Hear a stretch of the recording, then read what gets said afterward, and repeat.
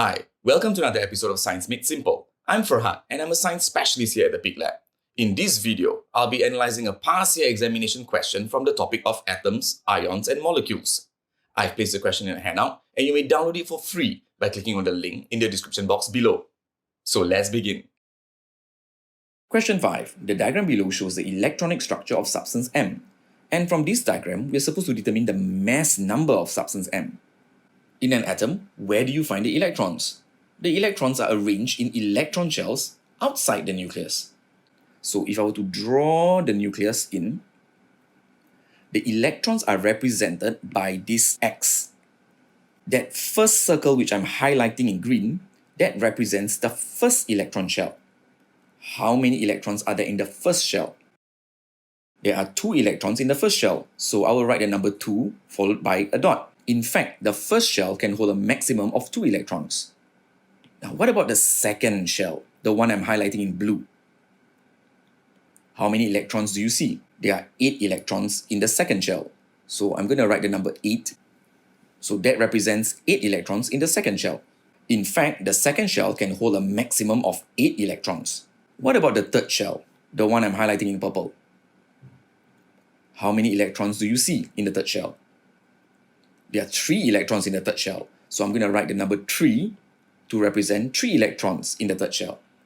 In fact, the third shell can also hold a maximum of 8 electrons. What I've done is I've represented the arrangement of electrons in this format, known as electronic configuration.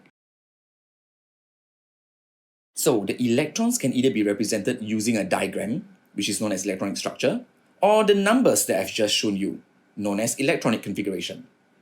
Now that we have shown the arrangement of electrons in the shell, let's count how many electrons does substance M have. You have 2 electrons in the first shell, 8 electrons in the second shell, and 3 electrons in the third shell, giving us a total of 13 electrons. What is the important rule that links the number of protons and electrons in an atom? The number of protons and electrons in an atom must be equal. So, if substance M has 13 electrons, how many protons must M have? It must also have 13 protons. And where is this proton located? The proton is located inside the nucleus, together with the neutrons. In fact, the number of protons and neutrons added up will give you the mass number of the element. The number of protons that an element has is also unique, meaning no 2 elements can have the same number of protons. Just like your IC number, can you have 2 individuals sharing the same IC number? That's not possible. Everybody's IC number is unique. I can use your IC number to identify you.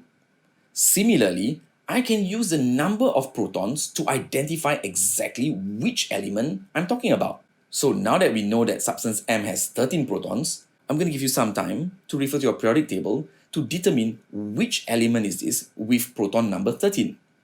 If you need to pause the video here, you can do that. From the periodic table, we can identify the element with the unique proton number 13 as aluminium, which is represented by the symbol Al. And the proton number is written at the top. What's the larger number that's written at the bottom? That number 27, that represents the mass number, which is the number of protons and neutrons, giving us our answer as number 3. Thank you for watching and I hope you enjoyed this video. If you found this video useful, do give us a thumbs up. If you want to check out the other videos, click on the link on the right hand side. Last but not least, don't forget to subscribe to our channel for more interesting videos. Thank you and I see you next time. Bye!